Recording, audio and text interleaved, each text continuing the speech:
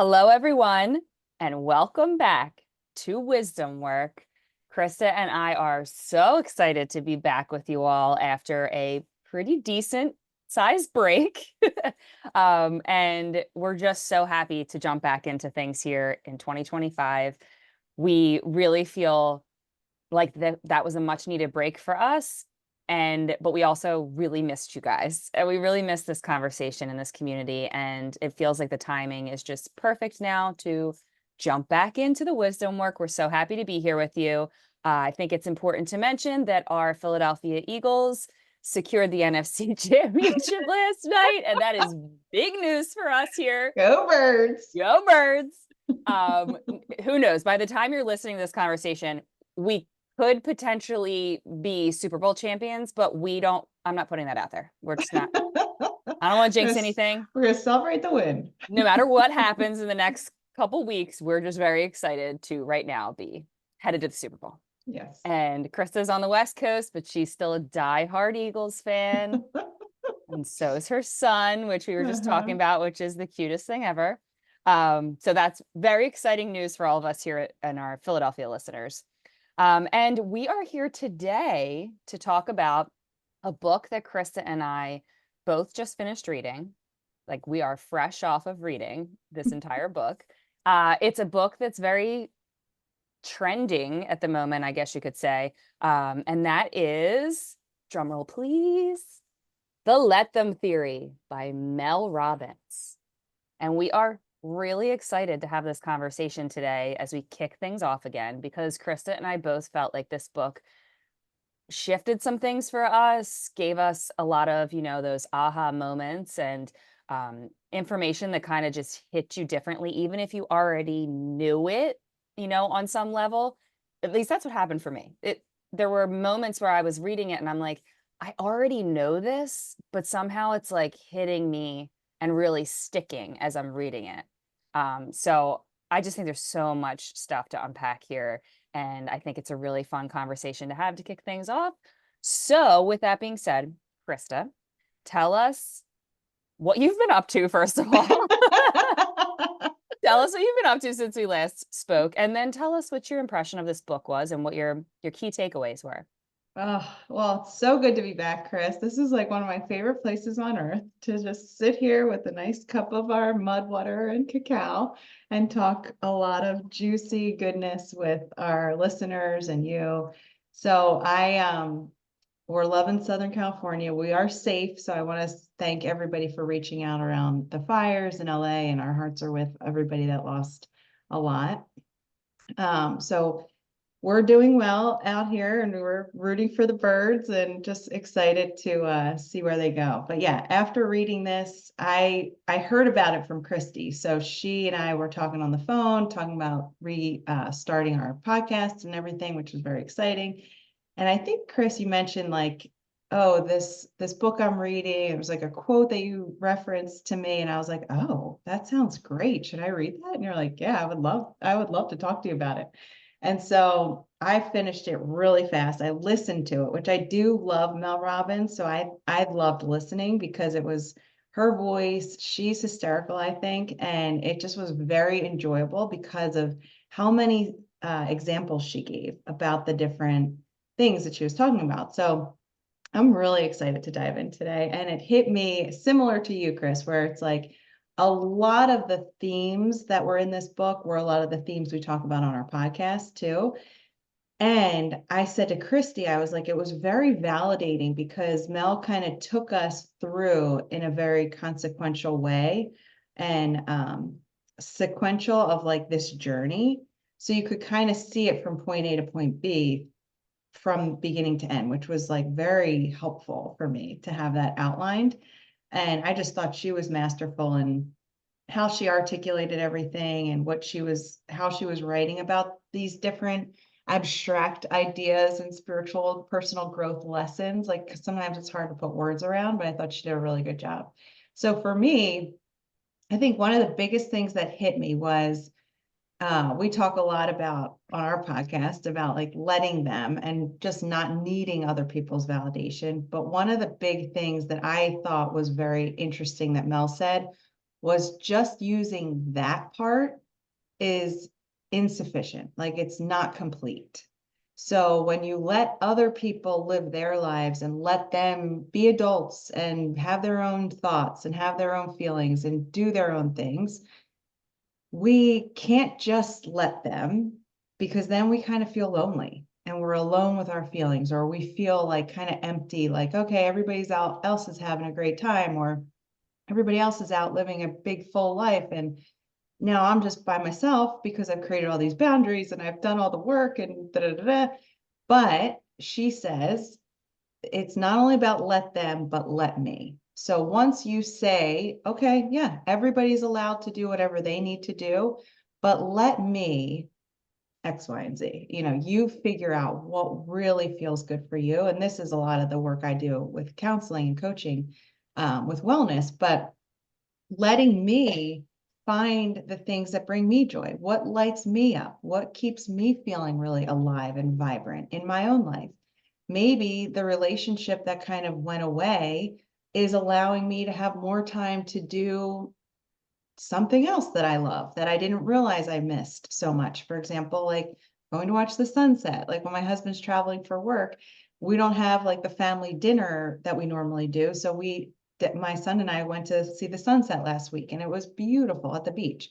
So it's like these little things where if you're not doing the same things that were comfortable to you or that felt normal, and then you have and you feel sad about that, you have some feelings about that, like maybe there's grief, like, oh, this relationship, I thought she was my best friend, or I thought this colleague was really close with me, but then I saw them doing something else and with other people and didn't invite me, whatever it may be.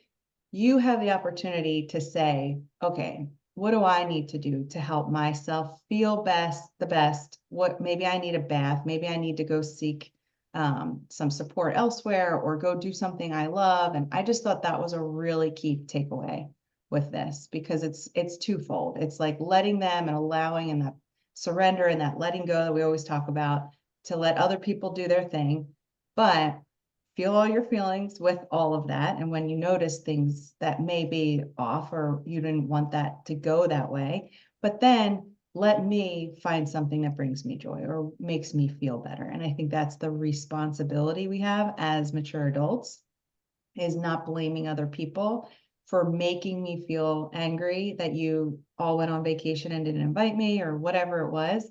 That was one of Mel's examples, which I thought was great. We won't share all the things about the book, but these are like so many good tidbits that she had in there that really just hit home, I think, for a lot of us. So Chris, I'm very curious, how are you feeling about all of the book and what really struck you? Well, I agree with everything you just said for sure. And I think, like you said, that example of like everybody went and did something without me, I wasn't invited, that was just one of so many relatable stories that she uses. And I think that that's really the power in this book specifically, is that she was able to tell so many stories that you just, some that kind of didn't paint her in the best light, or like, she's so honest about like, I was mad, I was jealous, I was Mm-hmm. this, I was that, just being so honest, and it's so relatable. Yeah. And I think that right now, that's really what we all need. And I think that's, Chris, what you and I try to bring to this podcast and to our community, Mm-hmm. is being as honest as we possibly can about our own experiences, so that it allows everybody else to feel like, okay, wow, like you feel seen and heard through our Yeah. stories, because you're like, I can relate to that. So I love that, first and foremost, about the book with Mel, is that she just did such a fabulous job of telling these stories in such a relatable way. And I think it's worth mentioning like what the theory really is. And Krista basically did just tell it in a nutshell, but it's this idea of, we try to control so much in our lives. We are all focused on having control. And oftentimes we are, in a very unhealthy way, trying to control other people's reactions to us, other people's actions, and other people's behaviors. And, we can get so stuck in this place of like, why don't they get it? Why can't they just be different? Why can't they just be like I want them to be? Why can't, we all do this. We all do this. And there's this power and this freedom in saying, let them. Like, this person is doing something that's really annoying me. I have a choice. Do I react to it and try to control the way they're acting? Or do I just say, let them be that way, and then let me figure out how I can get myself to a more peaceful place about, and carry on with my day, right? That has been a game changer for me over the past 10 years. And I think that's also what I loved about this book, is that this is something that I've been practicing, but didn't really have context around it, like a theory. And she really brought that to life. But I have been working very hard on that in my life, of just letting people be who they are. When you let someone be who they are, what's amazing is that, like, your relationship actually can get much better with that person, right? So it's not always letting go and setting all these boundaries and kind of like cutting someone out of your life. Sometimes it's that, if that's what's the healthiest choice and that's what you need. But I think a lot more times it's creating boundaries, and at the same time carrying with you this idea of compassionately letting somebody be who they need to be, and then letting yourself be who you need to be. And that leads me to the next part that I think was a huge help for me in this book. And it's something I've struggled with for a very long time. And I think I've made major strides, but I still kind of was stuck. And it is the let people think whatever they want to think about you. That's a hard one, right? It's really hard. My whole life have been different. I just am. There's elements to me that are different. I think we all are. It's not just me, but we are sort of, from a young age, you're just pressured to fit in. And I struggled with that my whole life. The, like, wanting to belong, trying to fit in, but also really in my heart, like, I am an independent person. I'm an independent thinker. And I've come to love that about myself as an adult, but it's taken a long time to get there. But this theory, putting that into practice with it, has been really eye-opening for me, of it's okay if people don't like you. Let them not like you. It's okay if people don't understand you or understand where you're coming from or what your point of view is, or they don't agree with you. Let them, right? And then that just, like, releases this pressure on both sides, where it's like, that allows me, I think we're in a place too where, again, with control and everybody wanting to feel like their opinion is the right opinion, and we've lost this ability to have hold space for other people's opinions, even if we don't agree with them. I mean, obviously politically, that's like the biggest example. We're not going to go down that rabbit hole, but it's a great example, I think, is that, like, we have just been so quick to other people, like, they're not on my side, so I'm done. I can't even have a conversation with them. I'm sad about that for us all. And this theory can be put into practice in that way, of just let them. They're allowed to feel what they want to feel, have the opinions that they want. And I'm allowed to have my own too. And we can still, like, coexist having different opinions. And I wanted to read real quick. Just I pulled aside. I would have dog-eared the whole book if we had 2 hours here, but we don't. But real quick, Chris, I'm going to share this excerpt because it speaks to this let them, in terms of let people think what they want to think, and you do you. So here it is. So here's another truth. You are so much stronger than anyone's opinions about you. Stop giving your power to other people and step into your potential. Let me live my life in a way that makes me proud. Let me make decisions that align with my values. Let me take risks because I want to. Let me follow the path my soul is turning me towards. Doing what makes you happy, being brave, taking risks, and following your own path will always be more important than other people's opinions about it. This is your life. Stop letting other people's opinions ruin it. Write the book, ask them out, wear what you want to wear, go surf all day, go back to school, drop out of school, move, get a dog, book the trip. Take the path that you've been scared to follow. The more you use the let them theory, the more you'll realize that underneath this fear, your soul has been nudging you all along in the direction that is meant for you. Every time you say let them, you clear all the noise and distraction on the surface and create space for something deeper. your voice, your intuition, your truth, and your unique path in life. It's always been there. It's just been buried beneath all this fear. Mm, I so mean, good. mic drop. Yeah. Mic drop, Mel. Yeah, mic drop, Mel. Woo! I mean, and like I said, I read that and I'm like, I know that after doing all this work, I know that to be true, but it's still really hard sometimes to Mhm. get past the fear of really being authentic to yourself. I think it was what it comes down to. And I think that what Mel's doing here in this book is, and I think I've learned this about her in general, listening to her podcast and um, just sort of following her for about the past year I have been, is that she's really cares deeply about helping people to just step into their own and kind of get past all of that fear. Like live the life that you want to live. I think I feel that now more than ever because I'm almost 40. It's like this next version of my life is going to be, and I was telling you, Chris, this the other day on the phone, like I am definitely at a place where I'm like, yeah, I am going to live the life I really want to live. You know, I've done a lot of boundary work. I've done a lot of personal work that's been hard. We're always talking about it.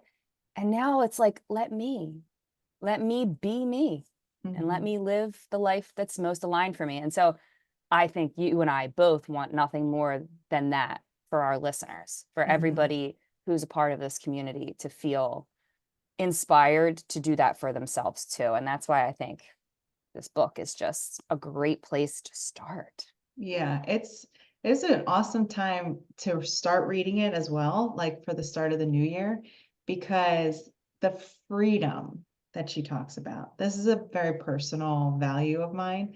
I need to feel free. I need to feel peaceful and free to be who I am, to do what I want to do, to have the time freedom and, the whatever I want to do for work and giving my gifts to the world. Like that's a big value of mine. And the what she talks about this in the book where you feel this peace, you're able to access like this freedom and you stop all the noise of like, oh, what are they thinking about me, or oh, how do they perceive me, or oh no, like, and with social media, like it's a curse and a blessing because we can see a lot more than we ever have 100 years ago, what our neighbors are doing or our colleagues or other people around the world.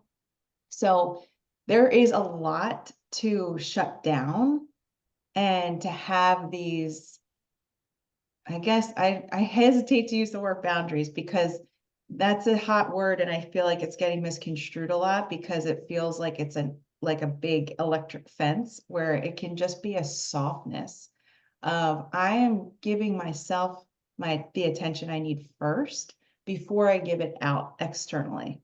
Before I check social media, I'm making sure I feel my heart and I'm like taking a deep breath first thing in the morning instead of grabbing my phone right away. Like it's those little moment to moment type of mindfulness or meditations that you're choosing yourself first and you're giving yourself that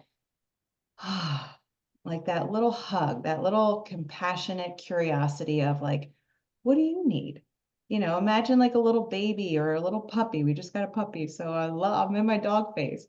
So it's like, thinking about like, oh my gosh, like this little innocent being, like, what do you need, honey? Like, imagine if we could all talk to ourselves in that way, where we're just so kind and curious and gentle about, oh my gosh, what is it? You feel upset. Like that makes sense. And validate our own needs, validate our own feelings, and then say, like, that makes total sense. What do you need now? What can I do for you? How can I support you? Imagine that sovereignty that we are so locked into with ourselves that we really need a lot less from others, and the external world won't shake us as much because we're so secure in who we are and what we need. Like, Yes. that's what I want for all of us. Yes, yes, yes. And I think that that's, again, that is really what this is about, is when you lean into this let them theory, you are kind of letting the other person off the hook in your mind Mm-hmm.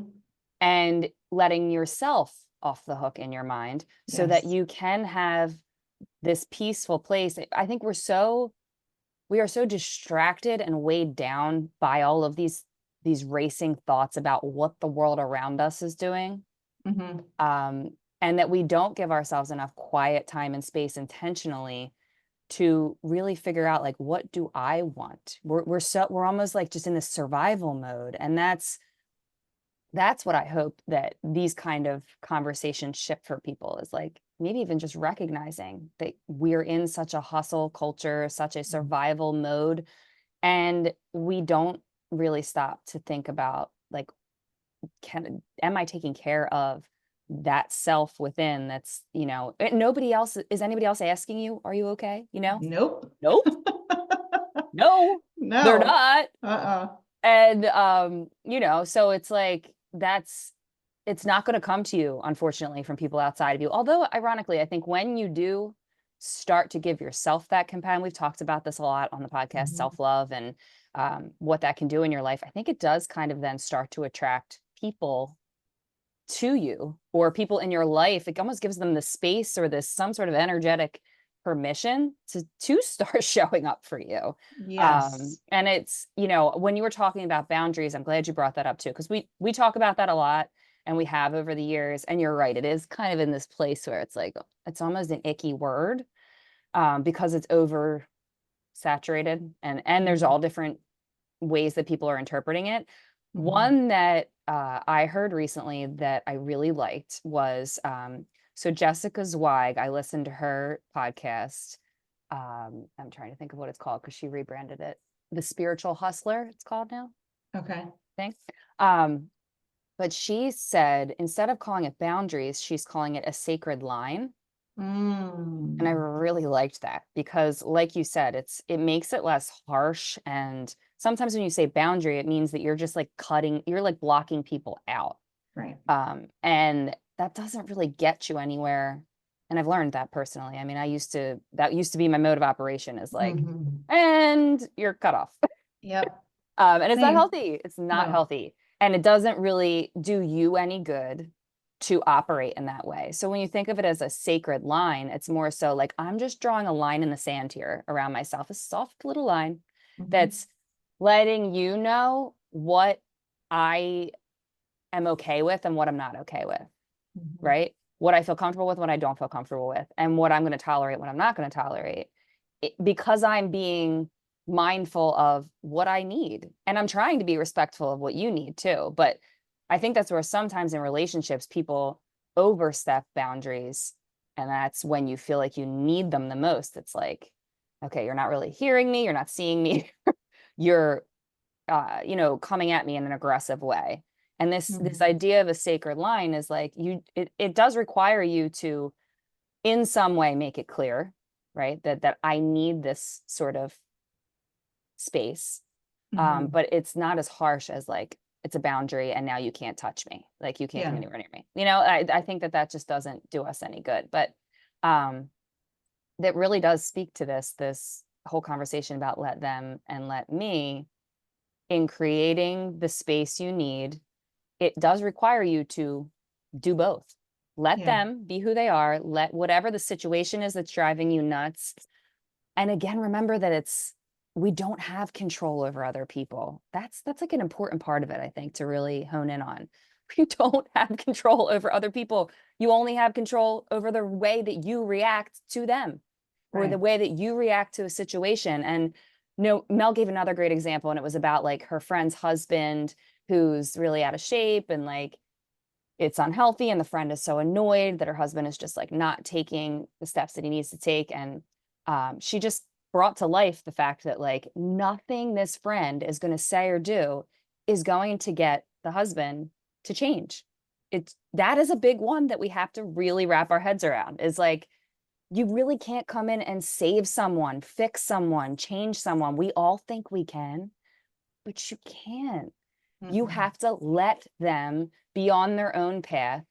And I have found this too. Like when you really let them and you focus on yourself, sometimes people do then start to change because they see you, taking action in your own life, or And you're not hounding them anymore, or you're not judging them for whatever it is you think they need to change. And it does kind of give them the space to maybe take action themselves, but they have to take action themselves. Like you can't do that for them. What are your thoughts on that part of the conversation, Chris? I have so much to say because this is a lot of what I do as a professional, like around motivation and having it intrinsic, as opposed to nobody likes being told what to do. Nobody. So Yeah. the more we harp or the more we try and control, like you mentioned, the energetics. And I do think, like you said, the more we give to ourselves, it creates space. It's less of that like desperate, like, I need you, I need Mhm. your help, I need it. And it's more like, I got me. Like your presence in my life is a total bonus, and I love you and I can accept you because I'm full. Yes. When I'm empty, I need you to be a certain way because I need to be full. That's not mature. And she talks about this in the book too, emotional maturity. So this is so important as a person who loves relationships and loves like understanding the dynamics between people and ourselves, the relationship with self and others. But I think what I wanted to really drive home today and connect the dots with is so much of Wisdom Works episodes have been about this journey of personal growth, this journey of getting to know who you are, coming home to yourself, understanding what your needs are so that you can meet them just like you would anyone else you love. But then it doesn't stop there. Like the reason we're doing all of this, the reason we're promoting this understanding self and the needs and meeting them and taking good care of yourself is so that you can be the brightest light in this world to do good for others. We had it confused kind of like we had years and years and years ago, like centuries ago, we were taught like you give, give, give, give, give. You give, give, give, give, give until you're like totally wiped out. Well, that has now since run generation and generation, and now we're totally exhausted. Like you said, there's things coming at us a mile a minute. We're all super burnout and stressed and like time for nothing. Like anybody that's asking us for a favor, it's like we hate them. Like, why would you make me say no? I'm annoyed you even asked me. Like, don't you realize how busy my calendar is? So it's like we're in such a backward space right now where if we could pause, breathe, and just think about like, what are some things I can say no to? What are some things I can say no to, get off my plate, cross off the to-do list? It's not that important, so that I can sit with myself and be with myself for like a minute every day. Like start small, really, really small steps will lead to much more long term. But let's say you did a minute every day of just breathing. And it doesn't have to be any kind of wild meditation or guided or anything. It could just be you sit and you breathe. That's it for 1 minute every day, 7 days a week. That would be 7 minutes of just you tending to you. That's a lot. And then over the course of a month, that's a half hour of just you tending to you. The more you can drip into your cup to fill it and to be able to say, I got me, I can rely on me, and then you give from that full cup, you're able to say, okay, I'm going to let them because I got me. And I think that message that Mel said, there was a part in the book that I was like, wow, this was worth the whole read. And she says, and I'm not going to do it exactly the way she says, but I'm paraphrasing, but she's talking about she gave the example of her mom not liking her husband when she first met him, and they were getting married, and her and her mom were very close, and her husband's name is Chris, and her mom was like, I don't think Chris is right for you, or like she kind of gave some kind of negative comment about Chris. And Mel was thinking like, that's so hurtful. Like, I love this man and I want to marry him. And like, I really want a relationship with you too. But like, I'm not going to not marry him just to please you. And she said, like, after a while, she loves Chris. Her mom loves Chris now. They have a great relationship. She ended up marrying Chris. Spoiler alert. But what she said was, thinking about that example, if I just let her, and then I let me do what I know I needed to do, which was marry this wonderful man, then she could see it play out later where it's like everybody gets what they want, kind of like you're doing you because you have this one life to live, and it's your ability to respond, your responsibility to do what you know is right for you. And that takes work to get there, to know what it is right, because we have so much noise saying, no, this is right. No, this is right. This is what this person's doing. This is what this person's doing. These are all the people I grew up with, or they're doing this. So why should I do this? But she says, like, when you start to do what you need and you're able to live your authentic truth, then you're able to hold more space and to be able to shift your frame of reference and to say, oh, this isn't a personal attack. Like, my mom wasn't saying this to hurt me, which is exactly how I would take it, because it's hard to hear that. But she said, when I flipped it, because she was well resourced and she gave herself what she needed, she was thinking to herself, okay, where's my mom coming from? And this frame of reference shift is exactly what you said about like the political stuff, and like where everybody's just like, I can't even, like, I'm not even listening to you, because we're not in the frame of reference that they are. We're in our own minds, we're in our own worlds, and we're not willing to leave that. We're sinking our heels in the ground. We want to be right. I'm guilty of this too in my own life. But it was such a reminder, because she said, when you shift the frame of reference and you're not taking things so personally, you can say, oh, my mom is really going to miss me, and she really loves me, and she really loves our relationship, and she wants the best for me. Mm. And then she can have compassion and be like, Mom, you're not going to feel like this relationship is going to still be as great as it is. It's going to change a little bit, but then we can come at things in a much more compassionate way. And I think that's the goal here, is that we have a lot of unique people walking the earth, which is awesome. That's what we do want and we need, but we need to respect that, and we need to honor each other, not to be the same as us, but to be their unique selves and say, like, yeah, let them have their feelings, let them do whatever they need to do to feel their authentic truth, and let me do the same, and not feel that, like you said, that control piece, like that is a big one, and it's hard, really, really hard not to. So again, if anybody listening is having a trouble with this, Christy and I have been there. Reach out to us. Like, it's just a point on the healing journey. It's not the end all be all. So this is why I love this book, because it really gave you like the whole roadmap to this like healing of the control piece of like, I want them. I'm like white knuckling it. Like, if they don't change, if, like you mentioned that example of the husband and wife, like the husband's unhealthy and the wife just wants him to work out.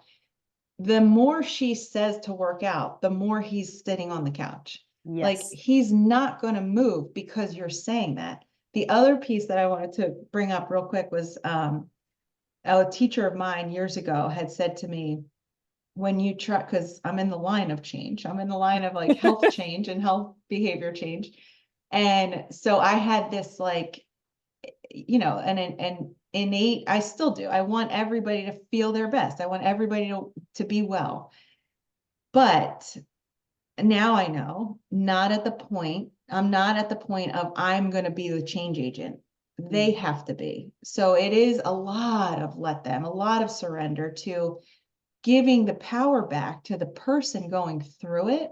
Because if we try to manipulate and change people and externally trying to do that, it's not going to last, number one. And two, you rob people of their own opportunity to feel that empowerment from within, to feel like they came and got themselves from a tough spot. Like we talk about, like, nobody's coming for you. Nobody is going to save you. And we don't want that. We want to be able to do it so that we can get that beautiful gold at the end of the darkness, like at the end of the rainbow. It's a big journey to get there, and it's a lot of darkness, and you go through different realms, but keep going it doesn't end there. You got to keep moving forward. Ooh, there was a lot of good stuff in there. We got to sit with that for a minute. There was a lot of good stuff you said there.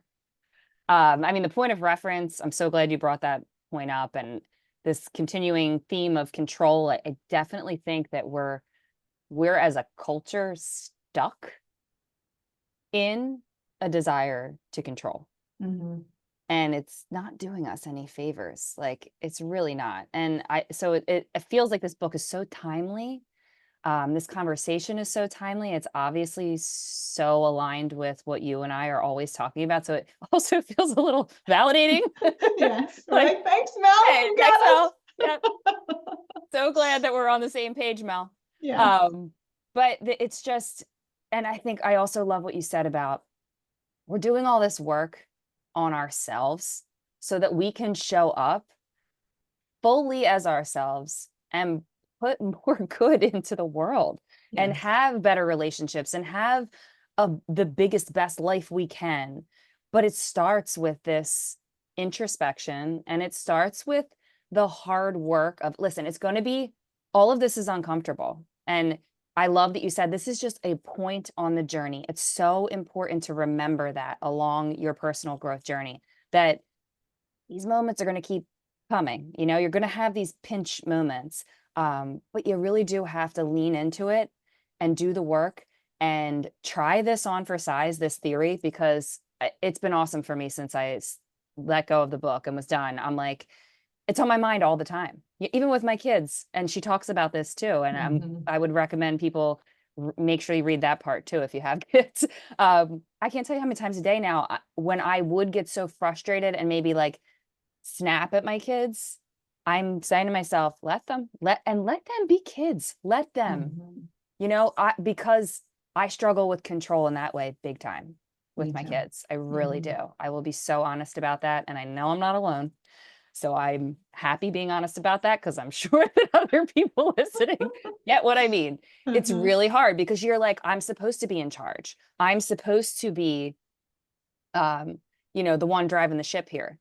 But it kind of gets like really counterproductive Mhm. when we are so focused on having the control and we're not letting these little people just be who they need to be as they're figuring it all out. And then let me do what I need to do to just find a little peace in the moment instead of lashing out on the person or lashing out on my kid or whatever, because I think that that's what's going to make me feel better in the moment. We really could go on and on about this, but we do have to wrap it up. Seriously. Yes. I'm like, God, I could talk about this forever. And I that's know. always how this goes. But Yes. I think that this was, again, such a great jumping off point for 2025 for us and for this wisdom work community. I highly recommend everybody go get the book if you haven't read it yet. There was one more passage, and I think it might be a good one to end on. So let me look at it real quick. Okay, so she's talking about there's no difference between you and the people you see achieving extraordinary things. They aren't special. But there's one thing for sure they figured out. So I wanted to end on this because I think that it's also super motivating going into this new year to remind yourself of what you're capable of and what your vision is for yourself and for your future, and to keep that in mind. Sometimes we can get so weighed down by comparison of what Mhm. everybody else is doing, what everybody else is achieving, the vacations they're going on, the things they're doing, that we forget to just stop and let them and let me focus on what I really want for my life. So with that being said, she says, they don't let the world around them derail their dreams. They've learned to navigate the sky, to accept the weather as it comes, and to keep moving toward their goals no matter what. At some point, they got sick and tired of worrying about what everybody else thought and just forced themselves to get to work. They are laser focused on waking up every day and proving over and over through their actions that they are worthy and deserving of the vision they have for their life. Mm. I think that that's the work we got to get to here in 2025 in our wisdom work journey. Is Amen. like, get to the work of just one foot in front of the other, like we always say, doing the work and reminding yourself that you're worthy and deserving of the vision that you uniquely have for you and your life. And if we can let them, everybody else, do that for themselves too, and let me focus on that, we're going to be all thriving. Yes, that's a ripple for world peace. Like, Yes. let us all be the ripple for world peace, because when we can do that, like you just said, let them live their dreams out, let me live my dreams out. Everyone has different ones, which is so cool. So it is really important to just be focused on you, be focused on what you enjoy, be like laser focused. Just from reading this book, I would encourage everybody to read it, because you never know what's going to hit you. Like Christy said in the beginning, this for me, I never was a morning person, ever. And I don't really encourage that for anybody either. I love sleep and I'm really good at it. However, I was getting really annoyed with my family because my husband, my dog, and my son were all up when I was up trying to meditate and journal and do all my things. And I'm like, oh, can you guys just leave me alone? And I was like, Krista, you have to just let them be up right now. What do you need? I need peace and quiet when I do that. So I need to get up early. Well, guess what? The last 2 weeks, I'm a morning person now. Just like that. And just like that. Thanks, Mel. So you never know what's going to come out of this. I love that so much, because it is like, let them and then let me, because again, it's the control. Like, you're like pissed off. You're Yes. doing something that's keeping me from doing what I want to do, that's going to make me feel better. Okay, but like, they're doing something that makes them feel good too. So how about you let them, and then you have to pivot and maybe remove yourself so that you have the peace and the quiet and you can do the thing, instead of just being so angry at them for ruining your peace. Right. Now look, it's turned you into a morning person. Look what a at success me. story. Look at me. Don't even recognize myself. You I'm a dog mom. Brighter. I'm a morning person. I knew there was something. I noticed it. That's it. Oh my gosh, too funny. Is so good. Well, everybody, thanks for having us back again. And we are so excited to dive into this year with you. Krista and I have lots of fun things that are simmering that we're working on to bring to the community. And we really appreciate you allowing us to take the break, the pause that we needed. And I think we're kind of coming back with like an even better energy because we took a break, which is what we're always encouraging you to do too.